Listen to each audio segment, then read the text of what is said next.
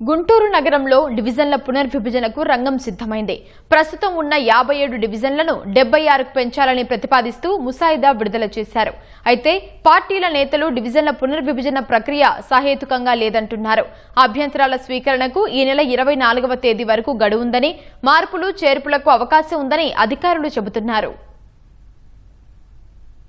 రాష్ట్రంలోని పెద్ద నగరాల్లో గుంటూరు ఒకటి. పురపాలక శాఖ ఆదేశాల మేరకు గుంటూరు నగరపాలక సంస్థలో డివిజన్ల సంఖ్య పెంచేందుకు అధికార యంత్రాంగం చర్యలు చేపట్టింది. 2011 జనాభా లెక్కల ప్రకారం వార్డుల పునర్విభజన కోసం అధికారులు కసరత్తు చేశారు. దీని ప్రకారం నగరంలో ఉన్న 57 డివిజన్లను 76కు పెంచుతూ జాబితా రూపొందించారు. ఒక్కో డివిజన్ కు 9 నుంచి 10,000 మంది జనాభా ఉండేలా చర్యలు తీసుకున్నారు. రహదారులు, చెరువులు, కాలువలు వంటి సహజ సిద్ధమైన సరిహద్దులను ఆధారంగా చేసుకుని డివిజన్లను పునర్విభజన చేసి ముసాయిదాను రూపొందించారు. ఏ డివిజన్ పరిధిలో ఏ ప్రాంతాలు వస్తాయనేది ముసాయిదాలో పేర్కొనలేదు. డివిజన్ల ఏర్పాటు శాస్త్రీయంగా లేదని ఎమ్మెల్యే గల్లా మాధవి అన్నారు. కొన్ని డివిజన్లలో మార్పులు చేయాలని సూచించారు. పునర్విభజన ప్రక్రియలో భాగంగా ఇప్పుడు 76 వార్డులుగా అది విభజించబడింది.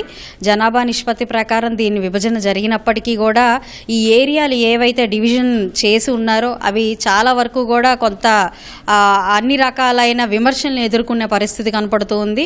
ఎలాగంటే అలాగే చేశారు, అధికారులు కొంత నిర్లక్ష్యంతో వ్యవహరించారు అని మాత్రం ఈ విధంగా చెప్పుకోవచ్చు. ఎటు చూసినా కూడా దీని మీద కొన్ని అనుమానాలు వ్యక్తమవుతున్న నేపథ్యంలో మా యొక్క లీడర్లందరినీ కూడా కూర్చోబెట్టుకొని గౌరవ కమిషనర్ గారి దృష్టికి కూడా దీన్ని తీసుకెళ్లి ఏదైనా సాధ్యమైన మార్పులు చేర్పులు ఈ 24 లోపు చేయాల్సిన గడువు ఉంది కాబట్టి ఈ లోపే మార్పులు చేర్పులు చేసే ప్రయత్నం కూడా చేస్తాము.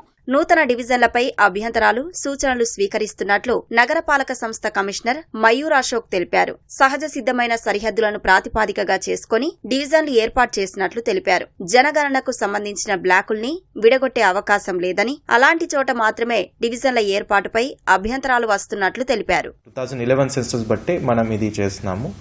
దీంతో మనకి ప్రతి వార్డ్ యావరేజ్ జనాభా దాదాపు 9,780, దాదాపు 10,000 వరకు యావరేజ్ జనాభా పెట్టుకొని చేస్తున్నాము. సో దాంట్లో మన న్యాచురల్ బౌండరీ రోడ్ కానీ తర్వాత మనకి వాగులు ఉంటాయి, ఏదైతే న్యాచురల్ బౌండరీ ఉంది ఆ న్యాచురల్ బౌండరీ పెట్టుకొని వార్డ్ డివిజన్ చేయడం జరిగింది. 57 వార్డ్ నుంచి 76 వార్డ్ చేపుతున్నాం కాబట్టి మనకి ఏరియా వైజ్ కొన్ని ఏరియా తగ్గుతుంది, ప్రతి వార్డు ఏరియా తగ్గుతుంది.